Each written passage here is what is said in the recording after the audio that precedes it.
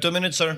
You may proceed when you're ready. Sir Presiding Officer, dear colleagues, susundan ko lang po yung kay Senator Risa, Senator Judge Risa at Senator Judge JV at yung ibang nagtanong sa admission against interest. You stated this already, but just for the record, you viewed the whole video, right? The whole 2-hour video. The November 23, Yes. Sir. Yes. Yeah, isang beses, sir. Isang beses lang. Yes, sir. Okay. And how many times there has the Vice President made admissions against her interest? No, sir. Ang tinutukoy ko po ang admissions against interest doon sa November 26, sir. No, sabi mo yung November 23 din na ayaw ng defense gamitin contracted. So yung kinausap is also an admission against her interest, di ba? Di, sir. Ang sinasabi ko pong admissions against interest, yung November 26 video po, sir. Na sinasabi niyang totoo yun at hindi niya Yes, sinasabi. sir. Okay. Opo, sir. So doon sa November 23, may nakita ka doon na admissions against interest? Insofar as I'm concerned, na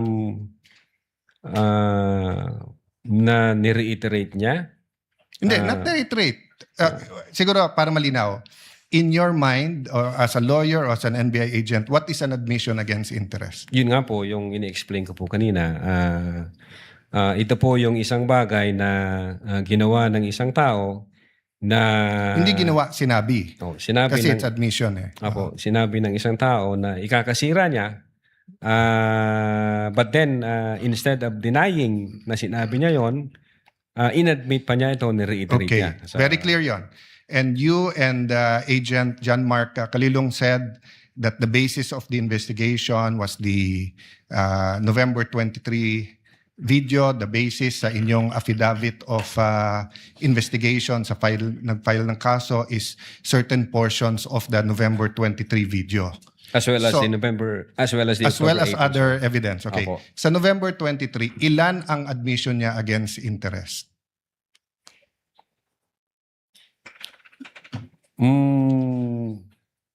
Ang sinasabi ko pong admission against interest, This yung is a new November question. 26. This is a new question. If you evaluated well the November 23 video,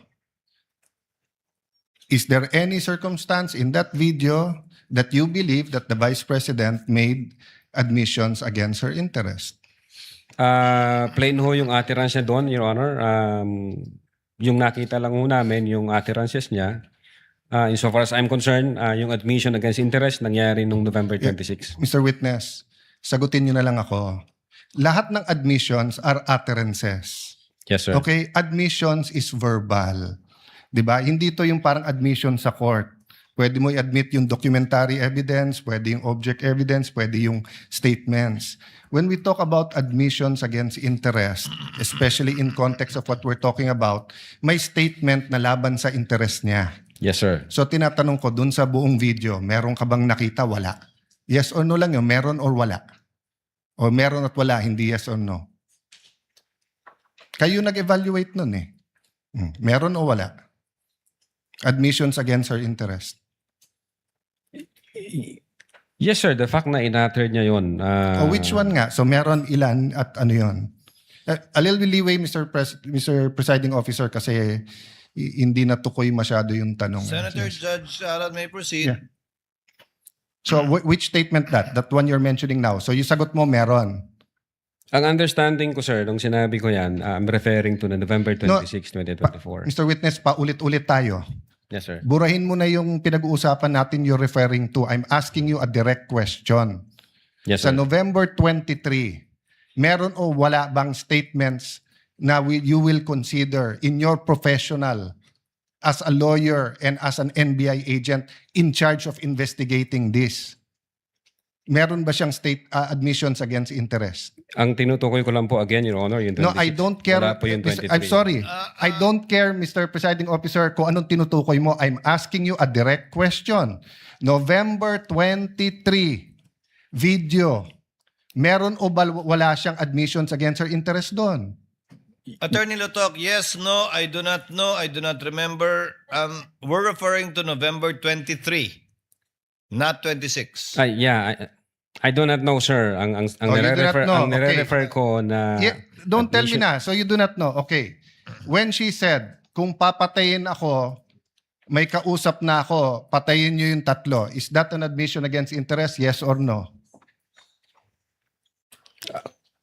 based on that utterances, sir, yes, I think so. Yes. O kakasabi mo lang kanina, I don't know. Ngayon, yes. O ano pa? Ano pa sa video na yon na admission against interest? Meron o wala? Or I don't know? Yung utterances na yun, sir, ang Sir, bukod nga doon. to me, sir, yung utterances na yun, that's admission against Sir, interest. klaro na yon. Tinanong ka na ng presiding officer, sagot mo, I don't know.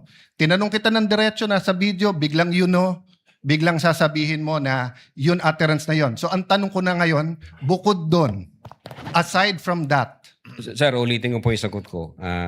no, you don't need to answer. Yung sinabi ko po na No, I'm admission asking against you, interest. aside from the utterance, the statement, na kung papatayin nila ako, patayin sila, is there any other utterance during in that video that you would consider admission against In so far interest? as I remember, wala na po yun. Wala na, okay. When the Vice President said, yung pinamigay sa DepEd, isn't that an admission against her interest kung may pinamigay? Siya po yung namigay, sir? Sir, Ikaw ang nanood ng video, ikaw nag-evaluate. Ako pa magsasabi sa iyo kung ano laman ng video. Akala ko ba, tinignan nyo ng mabuti yung video? Bakit hindi mo alam yung laman ng video? DSW, ano yun? Sir, pwede ko pong tingnan yung sinasabi No, niyo. no. So you do not know what the alaman ng video? Again, tinignan ko po ang video one time and ang nag-review po ng video yung agent on case. Yes, but you're the agent in charge and you're the one who filed the affidavit. Okay, Yes, sir. next question. Nung sinabing mag-people power, tapos ang sinabi niya, hindi yun yung solusyon. O kung nag-people power, sino magiging presidente?